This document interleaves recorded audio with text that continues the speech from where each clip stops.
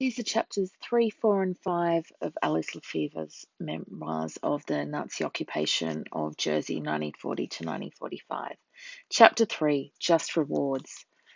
Previous to the occupation, my uncle, William Keywood, and my two aunts, Mrs. Marquand and Mrs. Keywood, who had brought me up, had evacuated, and we had the good fortune to receive a letter from them. They asked us to empty both of their cottages in Clairvale Road and take the best of the furniture, if possible, to our own home to look after till they returned in the not too distant future, and to please return the keys to their landlady, Mrs. Burke. Jack had some petrol in a lorry, so we arranged with my brother Frank and his wife Eileen to go to Clairvale Road to bring the possessions back to Gladsmuir. When we were at the cottages, the furniture was not so much of a problem, but my uncle, who had been a regular soldier and had been stationed in China some years before the First World War, had collected many curios which he had brought back, brass Buddhas and Chinese gods, daggers, and ivory figurines. Eileen and I thought they might bring us bad luck, so we dumped them into a tea chest and left them for a jumble sale. We could not bring the piano as it was too heavy, but a neighbour, Mr. Horn, a builder, took it into his house and looked after it. We made 3 trips into town altogether, and were lucky not to be stopped by the military police. We had a reward for the good trouble we took, as my old aunts were people who always kept a good food store in case prices should rise. So we shared the food with Frank and Eileen and gave some to the neighbours who helped us. Very soon after the Germans arrived, food and clothing disappeared from the shops. Jack and I went to town and we managed to buy a pair of shoes, a suit, and an overcoat for David. We tried to buy food at the RM stores, but all we could get was an 8-ounce jar of Bovril. However, we were pleased we got the clothes for David.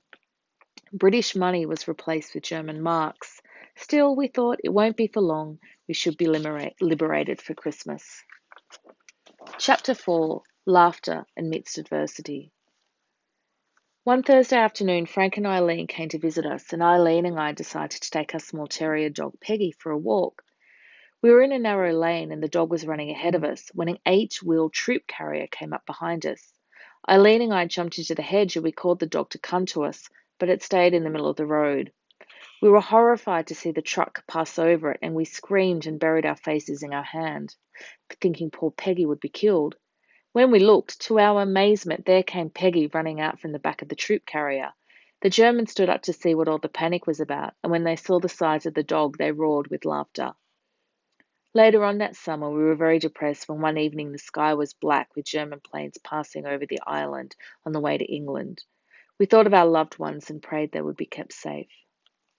Christmas, 1940.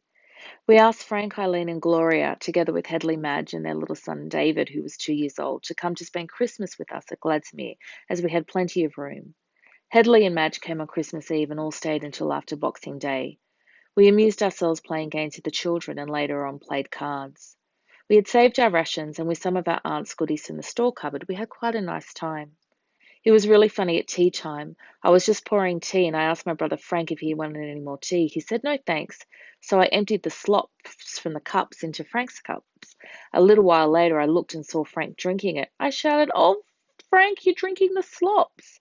Poor Frank, I thought he was going to be sick. Of course, we all fell about laughing. Chapter 5, Accidents Will Happen. 11th of January 1941. By German orders, we had to present ourselves at various parish halls for identity cards. We went to Trinity Parish Hall, where we were ushered into room 2 or 3 at a time and had to answer questions as to where you were born and your date of birth. You then had your photograph taken, full face, profile, holding a number up in front of you.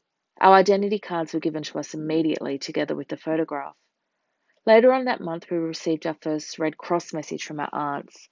We were so thrilled to know they were well, although the message was dated 3 months earlier. I decided to take David in his pushchair to show Frank and Eileen the message. When we arrived at Eileen, she was making jam with some apples we'd given her. It was a very cold day, and I had taken off David's shoes and put his slippers on as his feet were cold. A while later, we expected Gloria home from school, and David wanted to meet her at the gate, so Eileen lifted David onto her lap to put his shoes on.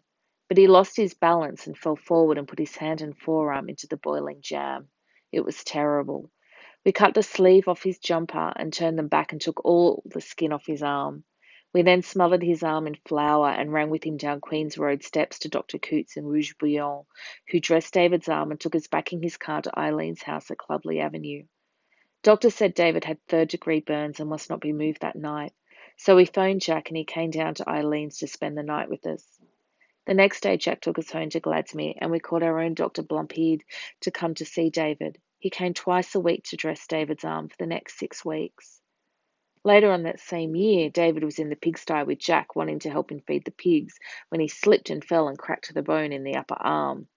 Jack had to take him to hospital on the bike. When they came back, David had his arm in a sling.